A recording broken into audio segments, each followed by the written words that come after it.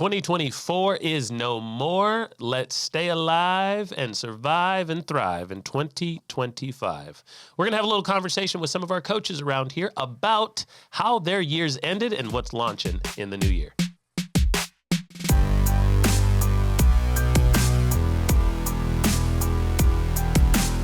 Welcome back to the Banking Bros podcast. We've got a great show for you. I'm JDew. And I'm Jonah. We are not the only ones around here who are code cracking cash flow and creating those conversations for you. There are several different coaches who are on our teams around here, and we service folks all over the North Americas. If you're in Canada, it's no longer Justin Trudeau. He stepped down. I think he resigned. And we're also about to lose Uncle Joe at the same time. So I'm going to have to come up with a new rhyme this time for 2025. But Jonah, what are your political aspirations? Maybe you can take over in Canada and help people with their finances up there. I got a few years left before I can run for the presidency. But I don't think that I'll beat some of the popular influencers these days. I think there's going to be similar to Ronald Reagan in the past, an actor. I think there's going to be a YouTuber take office in the next 3 elections. In the next 4 years. 3? You calling it? A YouTuber's getting it. Yep. Okay. Sure. All right. Well, good luck to you. Yeah. Well, I'll vote for you. They already got the followers, so. They do. They know how. They got sponsored ads. So Sponsored ads, right? It's going to be the Lincoln Mercury, Lincoln Memorial, right? Mm-hmm. We got to get a little halftime show up there with Abe. Mm-hmm. Okay, so we have been helping people for already 7.5 years in the IBC space. When we say that, we're talking about the infinite banking concept. What we do as authorized practitioners of that system is we help people with custom contracts for the use of cash. That's right. So custom contracts, we're going to get the cash out of it. We're going to be able to utilize a guaranteed asset with a class that allows for flexibility. It allows for privacy. It allows for growth. It allows for liquidity. It allows for tax preferential treatment because of the loan provisions. And we are going to help people with code cracking cash flow. But we're not the only ones. We have several different coaches around here on our team. Several of them are in a training type of module system with us right now. And we have been teaching them how to have that conversation with you. Wherever you are, you might be trying to get out of debt. Last night I did a live event, and one of the people was juxtaposing the infinite banking concept with traditional long-term stock market returns. And I said, hey, my boy Jonah, one of the mainstays here, came out with a video just yesterday as we record this that talked about that. Sure. Tell people what we got out there on the YouTube channel. Yeah, so if you're interested in learning more about the infinite banking concept, we've got all sorts of YouTube videos out there these days. I guess we should look at the channel and count up how many we have. But the latest one that we recently did was actually, I did this video with one of our coaches, Sean, who you'll actually get a little sneak peek from in this podcast episode. And we did infinite banking versus buy term and invest the difference. That was the name of the video. So if you're looking, that's what you're going to go look for on YouTube. But infinite banking versus buy term and invest the difference. And of course, the whole purpose of the buy term invest the difference is exactly what you mentioned with the gentleman yesterday. It is buy the cheap option of life insurance, buy term. That's why they say that. And then invest all the money that you now have saved, kept, because you're not spending it on the more expensive option. Now you should invest that money. And over the long haul, you'll come out ahead. That's the entire argument for buy term and invest the difference. There's been a few people as of recently who have dove into that statement in excruciating detail. And a few of them, friends with us, or we know them, colleagues or acquaintances, have proven that it doesn't actually work.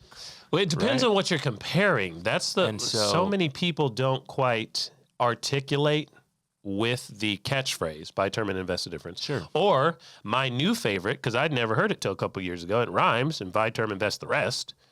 They don't articulate exactly what they're comparing, which...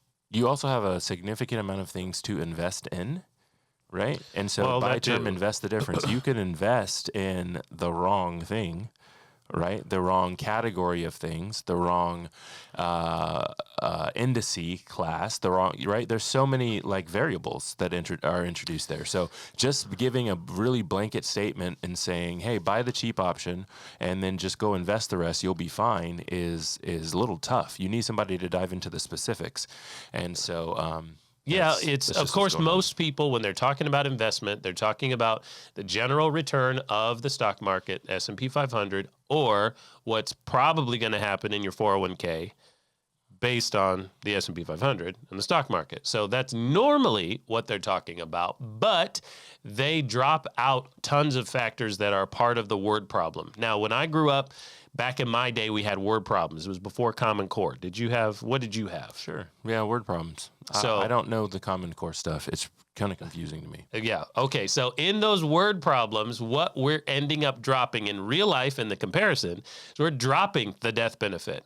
We're dropping the need for financing things and money throughout our working career. We're dropping all these things out of our word problem. And it's like, hey, in real life, reality, we don't drop those things. You actually need to consider time value of money, opportunity cost of locking something up, the taxes. Those are in the word problem, but people drop them out of their buy term and invest the difference equation. It's like, hey, you can't drop all of those and expect it to be the same thing. I've talked about this previously on a couple podcast episodes and definitely in this latest YouTube video, but I've got such a problem with buy term and invest the difference because people do not live by that philosophy in any other category, legitimately any other category. Think it through. There are two, they're juxtaposing term insurance and whole life insurance. They're saying they are the same thing, which they are not. And then they're saying, and one's cheaper. Right. The premium is a different cost. Yep. So why would you pay more for one? Yep. Okay. And then they're saying, buy the cheap option, invest the difference. And if that's what you truly believed, you would apply that to more than just a life insurance area. Like more than just that one aspect of your financial life. You'd apply that to more things, and people don't. No one would, because they understand value over cost. And it's crazy to me that there's so many people gung-ho about buy term and invest the difference, and they do not apply that same philosophy to any other aspect. Think this through. Okay. You want to eat today for some lunch? I plan to get hungry. Buy term, invest the difference. Buy the cheap option, invest the difference. You can do that if you'd like to, but you and I both know that buying the cheap option over and over and over, right? You're going to pass away from all of the bad things they put in the cheap option. Everyone knows it costs more to eat healthy. Everyone knows that. Why is that? Value over cost. That's why. Yeah. Oh, you need to go somewhere later today. You need to get a new car. Buy term, invest the difference. Right? You should be on a moped. You should be on a moped, and you should be investing the difference if you believe that philosophy. But you don't. Because they drop out of all the other things. Right. Like a moped doesn't work as well in the rain. Right. Yeah. There's a root. There's value to a car. It goes faster. Yeah. So therefore, it holds stuff. To choose value. And so before we even get into the arguments of does it work, where do you invest, it's the idea that, oh, it's fine. Someone came up and it's fine and I'll live by it. It's like, no, that's the dumbest thing I've ever heard. Now, do you know where it came from? Because I'm a history here and we're having a long form conversation. I do not know where buy term and invest the difference came from. It came from A.L. Williams, which is now called... A.L. Williams might be... I don't know. Primerica. Okay. It is now Primerica. And A.L. Williams was a big-time motivator. He's got a great motivational speech that he gave to the NRB, the National Religious Broadcasters. My guess is 1987. Maybe Will, our producer, can hook us up. Maybe 1987. And it's called Do It. Okay? It's called Do It. It's really good.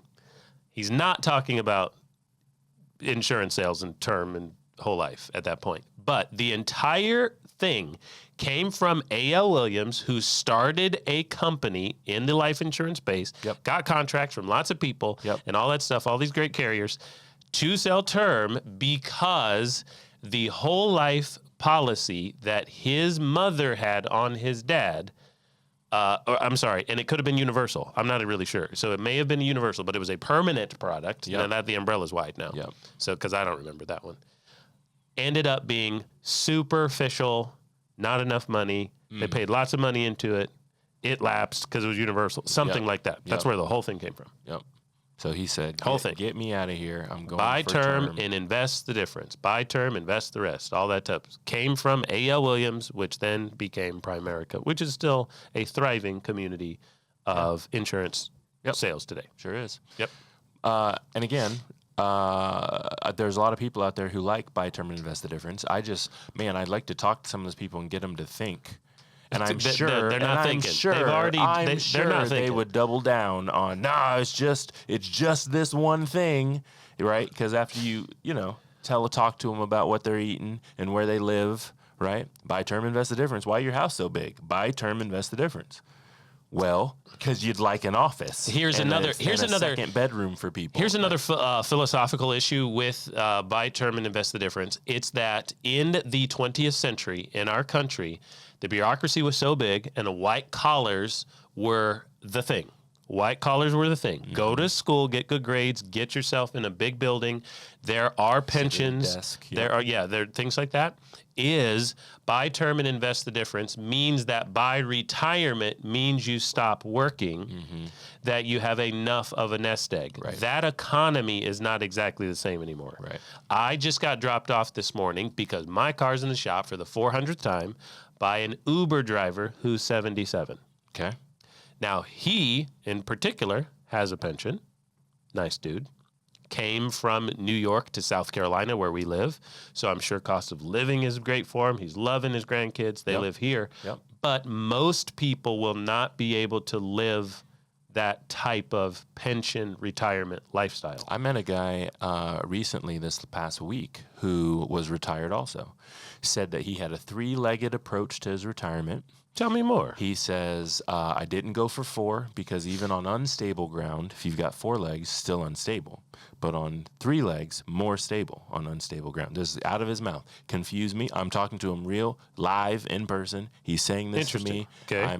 I'm following. I'm not following. Oh, I'm back. Okay. 3. Okay. Whatever. We're talking about finances and trying to retire. So I'm going 4 is better than 3, but I'm with your analogy. You can't have a trike anymore. You got to have a quad bike. Right. Because they're not safe. He says that he had a pension, which I know you can't get anymore. It depends on where you work. A 401k, and I did my own investments. Okay. He said the reason that I didn't just stick, his words, with the 401k is because I did not want the government to have so much control.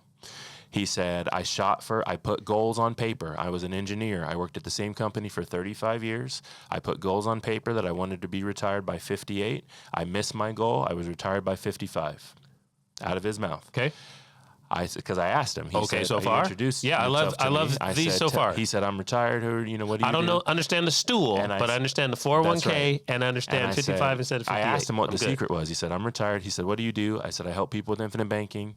I said, what do you do? I used to be an engineer. I'm retired now. I said, I heard about that. How'd you do it? To give me the secrets. That's what he told me.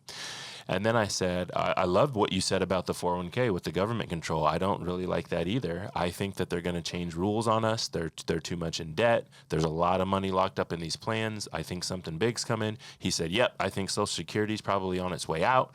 I said, we're just speculating, but okay, cool. And I said, well, one of the things that I'm doing for retirement is making sure that I've got whole life insurance policies. And he said to me, well, whole life insurance has bad investment returns.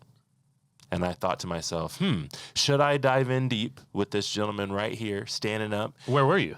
At worshiping on Sunday at church. Oh, you got to be careful at church. Yeah, you can't say we're stuff. in the middle of the aisle. So I'm like, you I'm can't not say going to go in deep right here. Okay, so number one, let's go back to A.L. Williams, who's in the faith community. I told you that big Just Do It is national religious broadcasters. Yep. Okay, Universal Life has connections to the market. Right. Whole Life, everybody, reminder to you listening on the treadmill in your car right now driving, does not have any connection to the internet. There are only guarantees of the general portfolio. To the market, not to the internet. What? I'm sorry? I thought you said to the internet. To the market. Maybe I'm sorry. Maybe I heard it wrong. Okay, maybe I said it wrong. There are no market-based returns at all. There are only guarantees in your contract for whole life insurance. Often confused, misrepresented with universal life insurance, all of which universal, straight universal, equitable universal, index universal, variable all those things have market-based exposure Right. somewhere. We've done a little bit on our podcast before, and especially if you're watching on YouTube, where we've pulled up a few of the most popular insurance company sites, and we kind of click through their websites and see how quickly they mention cash value inside of whole life insurance. We could do the same thing with those websites and how quickly they mention being able to supplement or completely take care of retirement savings, right? They're prominent websites for insurance that say we help people with retirement. It's on their website. It's on their front page. It's in all their documents, right? And so it's interesting to me that now again, he retired at 55, I think he said. So he's probably older than 55 now, probably in his 60s. Interesting to me that this person said, oh, but they have bad investment returns. So maybe he's only seen the universal products, and maybe he was not realizing that when I said infinite banking and insurance, that I was talking specifically about whole life, and I did not dive in deep with him right there. Because y'all were about to sing "Oh Amazing Grace." It was after. It's time to go home. You At know the how potluck? you know how the kids be when you're around talking. They be pulling on you. It's But time all I used to go. do just keep playing in It's time to go. go play on the playground because they gonna keep talking. Right. They go, oh, he just opened up a can of Universal. I got more time on the playground. We got 20 more minutes. Right. Yeah. Oh, man. So one of the things we wanted to do on this episode here was hear from some of our coaches. We asked them to give us a little bit of a rundown of what happened for them specifically in this last year as we start 2025, start a new year, right? New year, new me, new goals. We've got finance goals and fitness goals and health goals. And we asked them, we'll recap the last year before we get to the new year. So we've got first up is Miss Kathy, one of our coaches here at the Cash Compound. If you've interacted with her, chatted with her, awesome. And if you have not, you'll hear from her for the first time if you're listening, and you'll be able to see if you're watching on YouTube. So let's go ahead and get that played. Hey everyone, I just wanted to take a moment to share what the infinite banking concept has done for me in 2024. This year, I was able to rehab a property, which turned into a valuable asset, and I also paid off a couple of high-interest credit cards. These were major financial wins for me, and they would not have been possible without the flexibility and control the infinite banking provides. I'm so excited about the possibilities in 2025 and beyond. Who knows what new opportunities are just around the corner? If you've been thinking about the infinite banking concept or just curious about how it works, I'll be happy to share more detail about my journey. Here's to 2025 and taking control of your finances and building a brighter future. Oh, great. Kathy is, she's been in the insurance industry as a P&C, property and casualty person. Like you started out actually doing property and casualty. Right. She's been doing that since 2004. So 20 years now, and she is honing in on teaching people the life insurance side of insurance on a personal side for the use of infinite banking. And yeah, she mentioned that rehabbing an actual property, buy term rehab a property. I'm just saying. See, we've got access to the liquidity in this contract to be able to use throughout our life. That's right. So she has done that. I don't know a lot of details, but she lives in Tennessee, and we're happy to have her on board. And she's getting very serious about getting out of PNC completely and focusing on life. Yeah, a lot of people like to use their cash value to do things in the real estate space. I've noticed. We've got lots of friends who fix and flip and rehab, and they do the Burr method. And we are involved in a little bit of private lending with people who like to do those things. Of course, there's all sorts of other things you can do in the real estate space, but rehabbing a property, turning that into an asset, maybe putting a renter in there, maybe selling, who knows what she's up to, but that's really cool, being able to use your cash value in that way. And I think that's a pretty good 2024, right? If you could take this year, 2025, rehab a property, and then by next year, 2026, we've now got an income producing asset on your books, I think that's a pretty good year. Yeah, right? You're going to remember your dollars are still going to be inside the policy. They'll still be growing, creating new cash values, and you'll have income producing property. You've got money. I'll call it money and not income. I'm trying to figure out how to say that in your policy because it sounds, when I say income, like it's taxable. Yeah. So I don't like to say that. Because I like to say cash or money. I put my income inside policies, but now I also have the property. Yeah. That's hopefully producing or she's able to sell or something like that. So good stuff from Kathy LeJour from Tennessee. Check her out, and you can find her on TikTok if you like, and get in a conversation with her. For a few more days. I think they're going to shut that thing down. By the time y'all hear this, who knows what Trump is out here doing. Justin is out, and he's trying to buy Canada and Greenland. I have no idea what's going on. You've seen this? Yeah, and then they were like, was Canada going to be part of the U.S.? That's what I'm saying. He's trying to buy Canada. The Canada prime minister's out. Trump's trying to get Greenland right next door to Canada. The thing about it, did you see the, so again, one of the things that's big in the headlines right now is that the social media platform TikTok is on its way out, and there's a few other social media platforms who are rising in the ranks. So the current #1 downloaded app in the U.S. is a brand new social media platform that is completely, forgive me if I get this wrong, Chinese, Japanese symbols as the names. It's #1 right now. I mean, if you look it up on your phone, you cannot tell me what this is called. You cannot read the description. Nothing. It's #1. I'm like, you guys are doing too much. And the reason they wanted TikTok out does is it work because like China, TikTok? I don't know. I didn't download that. Before it's in the news again. They got you again with all your information. I'm not going to download that. The other thing that's interesting is there's a couple of rich, famous, powerful, wealthy, influential, whatever you want to call them, people who are interested in buying TikTok. I'm interested in buying. And here's the crazy part about it. It's just all about this use of the money, right? And so what I wanted to point out is just what we're talking about in the episode today. This buy term, invest the difference does not give you any liquidity in your investments. A lot of times to pull out of the investments, you're going to have penalties and taxes and whatnot. You can't pounce on opportunities like purchasing TikTok. The latest one this morning, I think, came from the most famous YouTuber out there, Mr. Beast. Jimmy Donaldson. It's my guy. Tweeted one sentence. Okay, fine. I'll buy it. Love that. So Mr. Beast normally does. He's got to run. He's got to run and being prime minister of North America. That's what I'm trying to tell you. Yeah. I think when I made my prediction earlier, I think that's Jimmy Donaldson for president within 12 years, and you're not going to be able to beat him. It's not even going to be close. Anyway, that was a little tangent. Let's get back to the meat. Let's listen to some of our agents. Next up is Sean King. You've probably seen, heard, read about Sean in some of our latest YouTube content, our podcast. He's been on a few episodes. And so he recapped for us his 2024. Let's take a listen in. What's up, everybody? My name is Sean King, and 2024 was a huge year for me. I used my infinite banking policy to say goodbye to just over $40,000 in student loan debt. But it wasn't just about saying goodbye to the debt. It was about gaining control over my finances and my future. IBC gave me the freedom to redirect my money towards building wealth instead of just watching it disappear from my account on a monthly basis, never to be seen again. If you're tired of feeling stuck under your debts, just like I felt under my student loans, then it's time to take back control.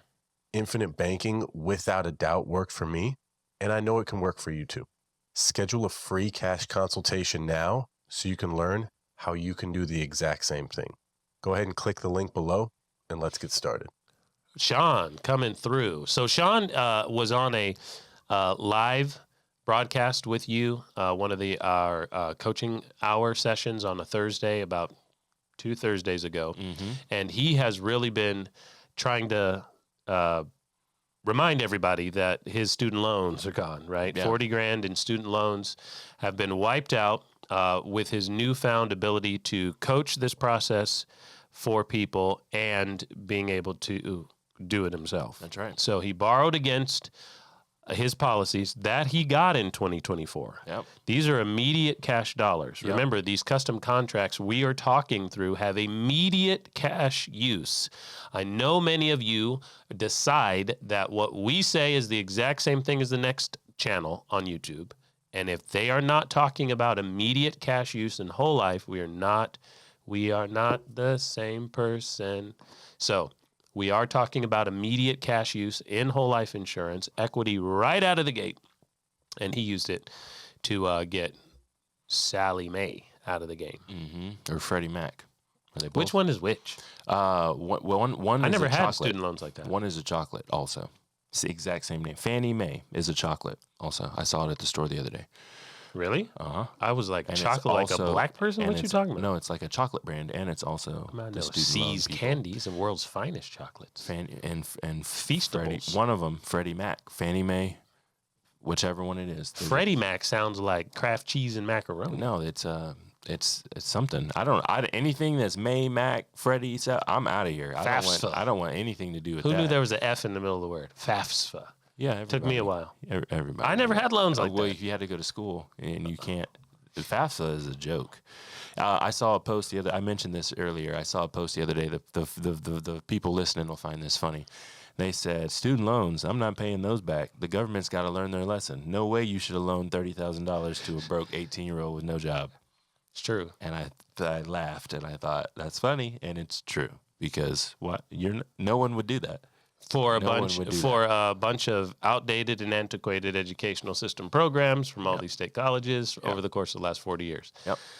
There we have it, folks. Okay, so looks like you got me pulled up here. Yeah. I don't remember recording this. You made a video about what you did for the year. So let's recap and let's dive into it. All right. At the time, I guess I was an expert on my opinion. Let's see if I still am.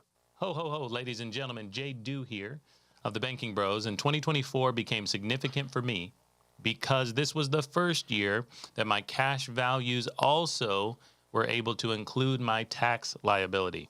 Now, I don't love paying taxes at all, but I love that my cash value from the insurance company paid my taxes this year. So I'm able to recycle and recapture that money. If you understand what infinite banking is all about, it's being able to get my entire personal economy under control in my own system. So because of that, taxes are a part of the liabilities that I have, but now I'm turning it into an asset over the course of this and future years.